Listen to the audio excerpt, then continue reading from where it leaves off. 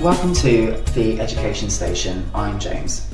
And I'm Caitlin, and we're going to bring you 5 stories from the last fortnight in education. So this week we're discussing beef bands and a 9-year-old inventor extraordinaire. The burgeoning mental health crisis in secondary schools. And A-levels. Why do we do them, and should we change the way we apply to universities? And to add some intellectual weight to our conversation, we're joined by the editor of Education Technology, Charlie. Hello. And the editor of University Business, Paddy. That's me, hello. And the editor of Independent Education Today, Joe. Hi. So, A-levels, I can already feel my jaw clenching, some horrible memories. Caitlin, what's the story? Okay, so in this year's A-level results, 53% of further maths students got an A or an A star, but the grade boundary for a pass was below 30%. The DOV says girls are now outnumbering boys in STEM subjects, and there's been an increase in the numbers of students receiving A's or A stars for MFL, but fewer A's or A stars for business studies and economics. There's also fewer students taking maths and English at A-level despite GCSE reform. So, Charlie, Yes. have A-levels gone pear-shaped? I mean, A-levels have been a point of contention since they were brought in, I think. You know, everyone's always got something to say about a new qualification, and even in our lifetimes we've gone through them being called the gold standard. A-levels are too easy. So, I mean, they've always been a point of contention, so I don't know that this is any different than that. I think it's just a continuation of that undecided view on A-levels, and no qualification is perfect, so there's always that. The idea that girls are outnumbering boys in STEM I find interesting. When you look, so the raw data that I've seen has come from the Joint Council for Qualifications, the JCQ, and they publish every year official numbers on how many students have taken which subjects, how many students got A's, etc., etc. And it's true that girls did outnumber boys in sheer numbers when it comes to the 3 sciences, so combined biology, chemistry and physics. More girls did take those subjects. But STEM includes maths, and if you include maths, definitely more boys took STEM overall. So if you look at biology, chemistry and physics combined, male entries just over 83,000, female entries just over 84,000. But if you add maths into those 3 sciences as well and look at the combined, the male entry number goes up to nearly 150,000, whereas female entries are up to nearly 124,000. So there's like almost a 30,000 difference there. And a lot of that is due to maths and physics. More girls did take biology and chemistry. Chemistry is a really interesting one because that is something that we often see more males partaking in chemistry. I haven't seen historical data, but it is more common for biology to be popular with female students. So more women taking biology isn't, I don't think, as big of an impact. But I just think it's interesting to be aware that statistics are a lot more complicated than a headline. And you do really need to take a look at the raw data. I mean, like I say, the sheer numbers do indicate those things, but when you look at the percentage, so the percentage of total numbers of students who sat these subjects, other than biology, boys always come out on top. So the percentage numbers does indicate that there is still a gender gap in STEM, and girls are not taking more STEM subjects than boys. So yeah, it depends which way you want to look at it, really. I want to chime in with something just from the original question about whether A-levels are, what did you say, pear-shaped? When they changed from O-level to GCSE, I'd love to know if there was a plan at that time to then change A-levels to something that was more kind of acronymy to go along with that, and then that never happened, and now we've got a situation where the baccalaureate or EBAC is sort of muscling in on A-level territory, and of course there's a big argument, is that a good idea or not, and that's not something we should get into here. But I wonder if there was some reform that was planned somewhere in a dark room in Whitehall that never came through, and that's why we're in a situation where nobody quite knows what to do. I don't know, I've never heard of a kind of alternative proposal, but you never hear about lots of things that are discussed in Whitehall. And no one can quite work out whether or not, because fewer people this year overall got A's and A stars, no one can quite decide whether or not that's broadly good, meaning they're getting harder, or broadly bad, that fewer people are going to be getting the grades maybe to go to the most competitive universities. I remember though, just quickly cycling back to girls in STEM, I met a headmistress of an all-girls school. So Jo, I just wonder from your experience of kind of going to all-girls schools, which traditionally are more likely to be private, I just wondered, do you think from the kind of private sector, have you experienced any kind of difference in how they try to get girls to interact with STEM? And is this a problem that affects all schools, or is it more something to do with having boys and girls in the same school?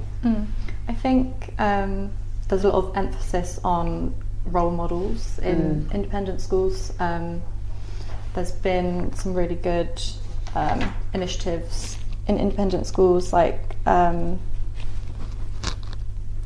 students at King's Ely, they visited Microsoft Research this year. They met numerous women in technology jobs. So I think it's important to show them the possibilities, and I think there's a real push for that in education at the moment. There have been really strong STEM results for girls this year in A-levels. King Edward VI High School for Girls, 74% of students took at least one STEM subject. Woldingham School, nearly half of the year took A-levels in STEM, and that's an all-girls school as well.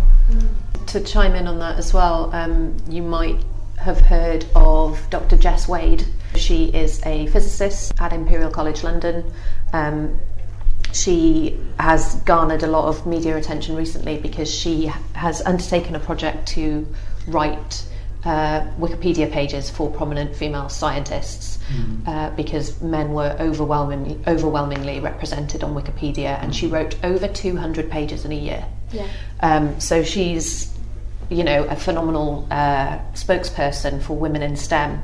And I remember years ago going to an event where Dr. Wade was speaking, and she herself did go to an all-girls school, and she did mention that being in an all-girls school meant that there wasn't that dichotomy, there wasn't that presentation of men versus women. Therefore, it was not a consideration. Loads of girls took physics, loads of girls took chemistry, loads of girls took maths, because there wasn't that friction.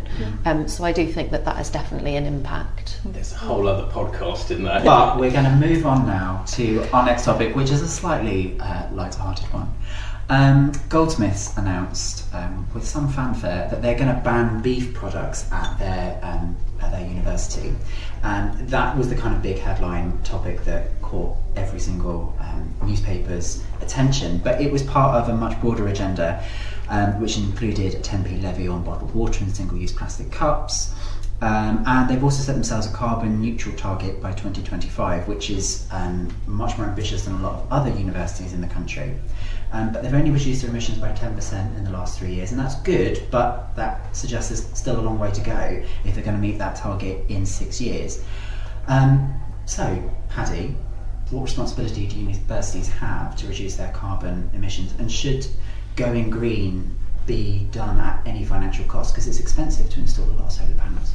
So I think there are sort of two parts to this, and part of it, universities do have a responsibility to invest responsibly and to tackle the climate emergency. I think that is that they're publicly funded, responsibility not just to their own student bodies and their staff, but also to every person who pays tax.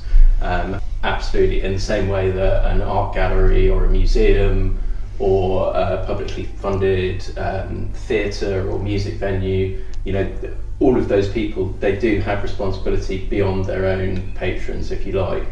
Should they go green at any financial cost? Again, that's a whole podcast. I think I would argue not if it's going to destroy the higher education sector, and I think that would be broadly backed up in the sector. But then if there's no planet, what's the point in having an education? So that's a huge question.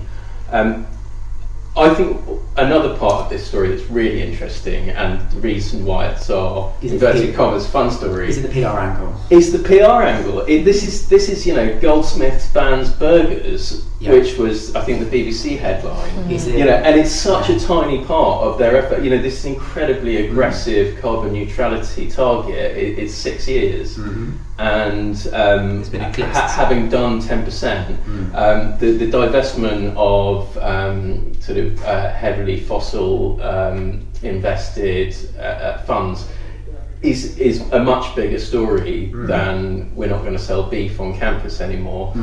But I think it's really great that they added this in and they got all the headlines, because we saw other stories that week. I think the University of Liverpool divested there, but they didn't have the add-on. They didn't have the editor candy, which is, can you make a great headline out of this? It's just another large institution doing what I think we all agree is probably the right thing.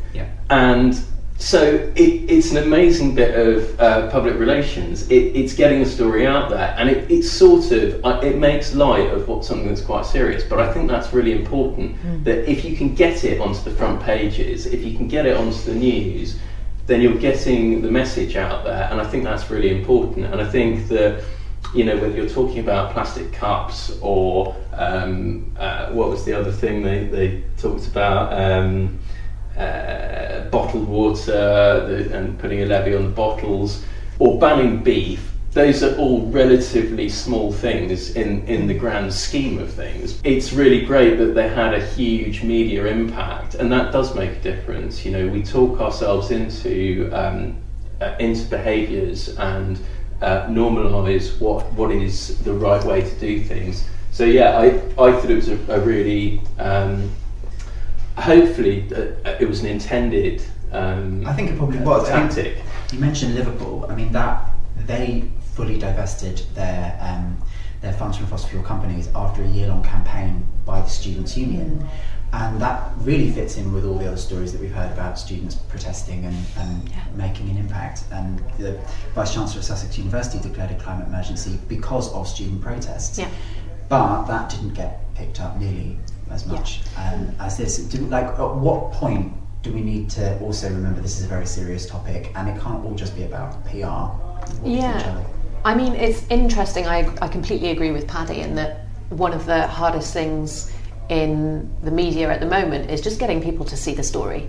There is so much competition, there is so much happening, there are so many outlets now with various, with Twitter, with the internet. There are so many stories that are being told every day, every minute.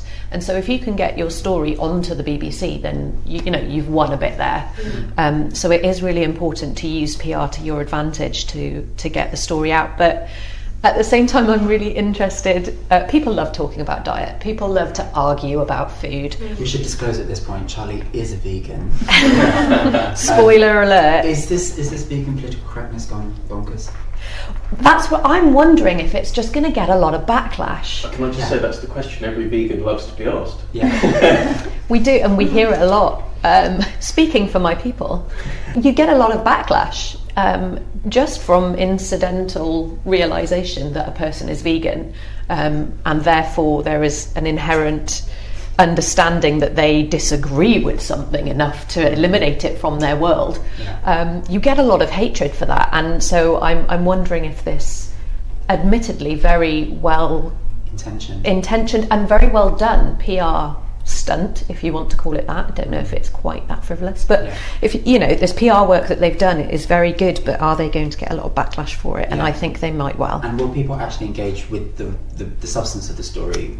Exactly. Because, I think that's one of the things when people talk about league tables. There are league tables that rank universities based on sustainability, and I know a lot of people don't like league tables, but for me, I do quite like the fact that they do focus the mind on who is doing well and actually who isn't. And Imperial College, after ranking quite badly on these league tables, announced that they were going to appoint somebody who was going to be in charge of leading their agenda. They launched a Greening Imperial initiative, and that came off the back of basically not looking very good on the league tables. Right. So, and that's the thing I'm kind of worried about. I'm like, if we're just going to kind of rely on this kind of beef ban thing, are we actually going to focus on the important thing? Is which there are a lot of colleges and unis that are not being that ambitious, that aren't putting their money where their mouth is, and is PR enough? Anyway, we must move on. Caitlin, to a much more serious topic. Yes, we're going to move swiftly on to mental health and social media. So the headmaster of Solihull School has been in the news for calling Instagram's plan to hide the number of likes on posts a step in the right direction. The headmaster, David E.J.J. Lloyd, has What a name. said, what a name. He said, social media can be a useful tool for connecting with others and sharing things you love, but it can also be something which causes great anxiety. Although we can never completely remove the pressures which social media platforms can bring to many young people's lives, this trial by Instagram is certainly a step in the right direction. I think it'll be really interesting to see the results of the Instagram trial and whether they will end up bringing it to the UK, because it's not planned to come to the UK yet. But yeah, I think schools in the independent sector are definitely helping students challenge what they see on social media at the moment. For example, Salian Huang, who is the headmistress of James Allen's Girls' School, she created this hashtag, Head Teachers Real Life. And she tweets about things like missing her train and not being able to use a megaphone in assembly and things like that, so that students see that things in life don't always go perfectly. It's like Instagram versus reality. Yeah, exactly. And she hopes that they'll see this and they'll have an alternative to the sort of perfect images. Do you think we need social media studies? Yeah, I think we do. I think with independent schools, they're free to set their own curriculum, so whether or not social media studies will become an actual subject in its own right, I think will be really interesting. Yeah. Because I wonder, I was speaking to somebody slightly older than myself, doing an interview, and they referred to me as being part of the swipe left, swipe right generation. No, I mean, I think... I've not heard that before. Did you say I'm not that old? I am very young for me. But the point is, I'm not going to name a name, but I just wondered if that's really how a lot of people over the age of 40 think young people approach real life, and I wonder whether or not there's enough understanding from older people about the difference that young people themselves will have between real life and social media, and whether they think that we are perhaps as influenced by it as... I mean, there's a course that the University of Birmingham has launched for teachers. Yes. I mean, do you think that might go some way to helping old people understand actually what young people are using social media for? Absolutely. I mean, it's in the Western world it is hugely ubiquitous, and so I think education does have a responsibility not to ignore that. There's nothing you can do about young people spending time online. I saw numbers recently, and excuse me, I cannot remember the source, but saying that young people these days, teenagers, will spend up to 20 hours online every week. It's an extraordinary amount of time. I think that teachers being able to take this course is also free as I understand it. The teachers can go online, understand how their students are using social media and play to their strengths. So if they know how their students are using social media, they know how to adapt social media as a bona fide learning tool, that can only be a positive step, I think. So that's one of the things they actually want to do, is they want to create a social media curriculum. Absolutely, yes. That all the teachers will contribute to, and then it will be published and then distributed to other teachers. And I think the nicest part about that is creating a resource in partnership with teachers and with students, because that's the essential part of EdTech, I think. Any kind of technology or online resource or any resource that you create, it needs to have strong input from the people who will be using it, otherwise it's not going to be as useful. So. Can I represent the over 40s market here? So because I don't think this is an entirely new phenomenon. You know, the generational divide between teachers and students, and indeed parents and their children, is as old as God, if God exists. And this has been the case for even in technology, so radio, TV, and the media has always said the same thing. So TV's making your kids dumb and whatever. Games. Video games were a huge very thing. Good point. Yeah, exactly. But actually, what what the internet has and what social media has is say, yeah, look, we've always had these generational divides, and perhaps we've learned some things in the past, but actually we can have a really open conversation now between teachers and pupils, between lecturers and people running universities and their students. And it's slowly starting to happen. People are really trying to make this happen. It's a bit sort of lead the horse to water, but can you make him drink? But I do feel like that is starting to happen. At some point the ice will crack, and I think that good things can happen out of that. So of course there is always a negative spin on these stories. It helps to sell papers, or helps people drive subscriptions to your website, to use the modern parlance for subscribing to a newspaper. But that's there's all sorts of good that can come out of this. I don't think we should be entirely led astray by negative publicity. Absolutely. It's kind of like low self-esteem, violence, all of these things existed before social media, so it can't all be and they will continue to exist. Yeah, it's just I think them. also like an age divide. I mean, I'm only in my mid-20s, but I appreciate that I didn't have Instagram when I was 14. I didn't have half of the technology that 12-year-olds have now. And so I suppose even there I'm kind of thinking, well, actually, hang on a minute, I maybe can't be an expert in this because I didn't know what it's like to be a 12-year-old with Instagram and WhatsApp and smartphones and selfies and all the rest of it. Exactly. And I mean, for all its downfalls, social media is an excellent collaboration tool, so we should use it to its best advantage to be able to collaborate between these different groups and understand how we can better the landscape. I think also, just I know we've run out of time for this topic, but I just want to say one more thing. So earlier this week I spoke to Steve West, who's the VC at UWE in Bristol, and he is a big advocate for students, the student experience broadly, but particularly student mental health. Writes a lot of blogs about it and so on. And I asked him about it, and it was really interesting because he came up with a couple of things that I thought were worth thinking about. One was that student mental health has not necessarily got worse. In fact, the generational gap is that students are more willing to talk about it now. I think that was a really apposite observation.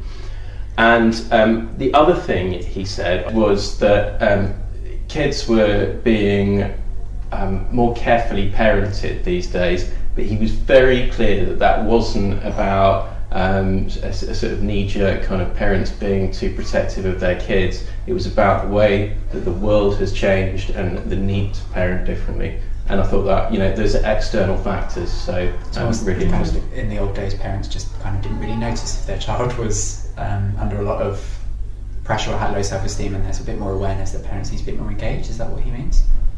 No, I think he means just that students find the transition to living on their own harder because they've been more cosseted throughout their lives.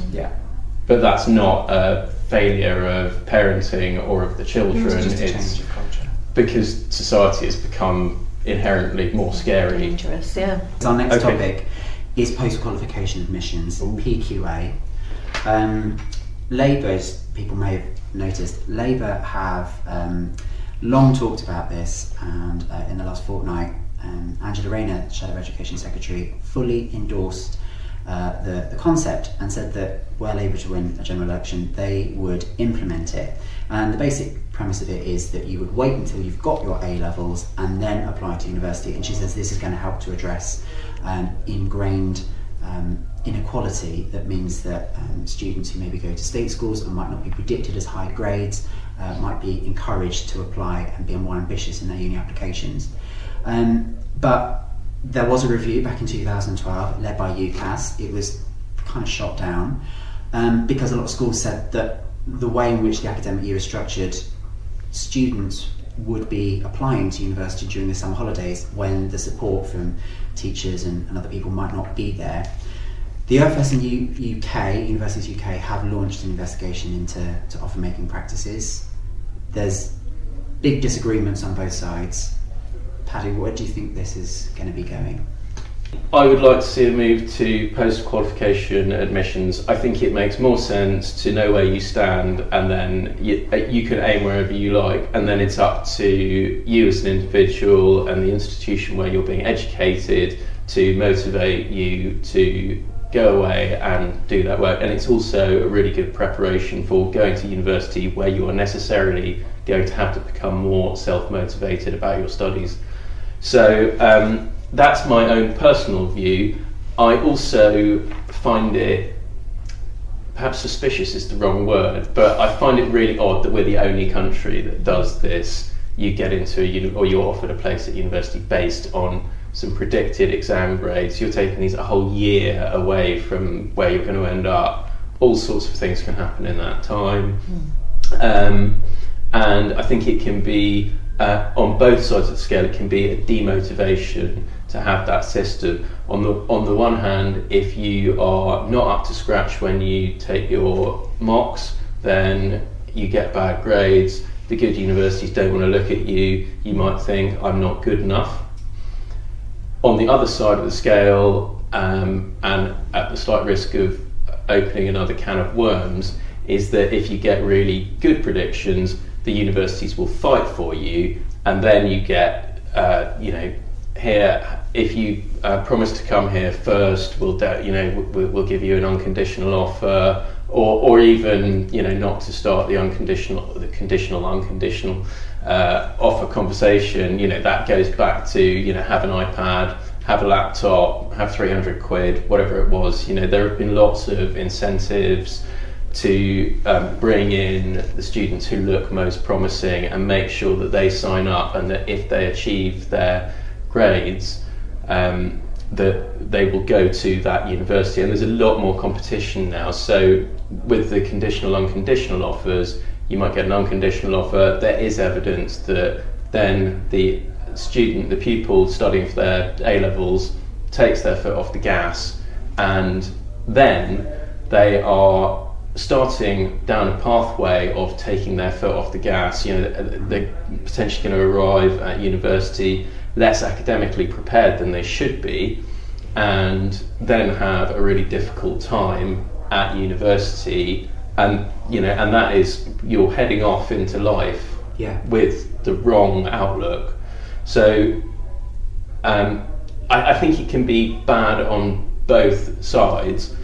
I know that UCAS has studied this and thinks that actually going to a post-qualification admission system will be bad for social mobility and for diversity access. But I don't understand why we're the only country in the world, and nobody has yet given me the answer to this question. Why are we the only country in the world to do this, or one of very few at least? Yeah, and I remember applying for university, and then by the time I actually got to receiving my A-levels, I completely changed my mind on what I wanted to do, where I wanted to go. And I think we as adults sometimes forget that 2 years, an awful lot is crammed into it, and a lot of people's lives are in flux, and kind of getting people to apply straight after their first year of A-levels and make such a huge decision. I don't know whether or not that's kind of forcing people into a course of action that might not be right for them, and there's high dropout rates, and I wonder how many people kind of just think, well, I've made this decision, I've got to follow it through, I've got to go to this and take this place, and whether or not actually we should build a little bit more breathing space into it. I agree. I think it's a very formative time of your life when you're doing your A-levels. A lot is happening, a lot is changing. Like you say, you have to make the decision very early, which is stressful. I agree with Paddy. I think that if it was up to me, it would be the way to go. I think it makes more sense, it's more logical. But I also think that it's a very small part of a very big problem in the way that university admissions happens. James, you mentioned, students from different backgrounds, students maybe from disadvantaged backgrounds, maybe went to state school, less high performing schools, where they're not properly prepared for university admissions in the same way that a student who went to maybe a private institution or a much higher performing institution would be. So I think PAQ is a good start in that journey, but it's certainly not the be all and end all. So one thing I would just like to feed into this as well is that we do have the option at the moment to do post-qualification admission, so clearing exists, and it's always been stigmatised. It's it's what you do if you haven't made the grade. I mean, the name clearing is not really the most positive spin that you could put on it. Does sound like sort of sweeping out the cupboard. Yeah. It's always been the case that people going through clearing have sometimes done better than they imagined they would, and they're going through clearing to upgrade, if you like, or to go to somewhere they didn't think they would be able to get into. And I think it's actually having the choice now that you can just go, I'm not going to apply before I take my A-levels, and you can just go through clearing. And I think that stigma is lifting. I agree with you about the name. I think they could do, with a wave of their wand, they could change the name to something more inclusive, positive, and get to a point where people say, okay, I've got the choice. I can either do it before or I can do it after, and that's up to me. And at that point, I think it's up to the schools, and they have to be able to tell the students what the options are and be clear and give the right advice. I would say though that, I mean, I made light of it by just saying it's just an issue of the name. I would also just point out that a lot of students, particularly those from disadvantaged backgrounds, lack the social capital sometimes and confidence to say I deserve better, I need more, Absolutely. I need to trade up.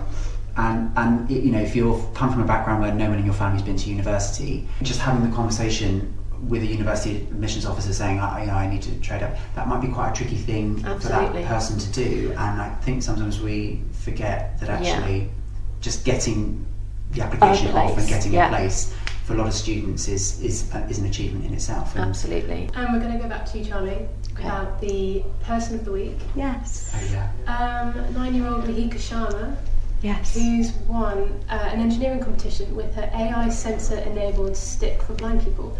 Her smart stick has features such as haptic feedback, vibrating alerts, a water sensor, LED lights and a camera. And it's now being developed by a team of engineers. As the story goes, she observed a blind lady crossing the street and stumbling. And so this is the AbilityNet Tech for Good Awards. Personally, one of my favourite things to read about, because it's all about really positive ways that people are coming together and using their initiative. And of course Mahika is extraordinary because she's 9. She would be gifted with £5,000 worth of technology of her choice for her school, and she's also working alongside engineers from BT who sponsored this particular category. This was the Young Pioneer Award that she won. She's working alongside engineers from BT to make her stick a reality. It's so pure, isn't it? It so is. Lovely. And what do you think about girls going into STEM subjects? Like, is there a way we can increase that figure? I mean, Jo spoke earlier about role models, and that I think is essential. She is one of those. Exactly. She's a massive role model, and one of the biggest barriers quite often to girls or women going into workspaces or academic spaces that are traditionally male-led is a lack of confidence and a fear that they're going to be outnumbered and not comfortable. And the idea, I mean, in our culture, especially in the UK, that as women, when we grow up, we are taught that being overconfident is unacceptable for a young woman to do, and that we must be quiet and sweet and nice and kind. And maybe for her, she hasn't had the chance to come across that yet. I mean, It hasn't stopped yet. We're all, our society is what conditions us to think that way. So, I mean, it's interesting that she's so young maybe, and she's clearly got a great support system around her. Her family are really encouraging of her doing what she's doing. Her school are really encouraging,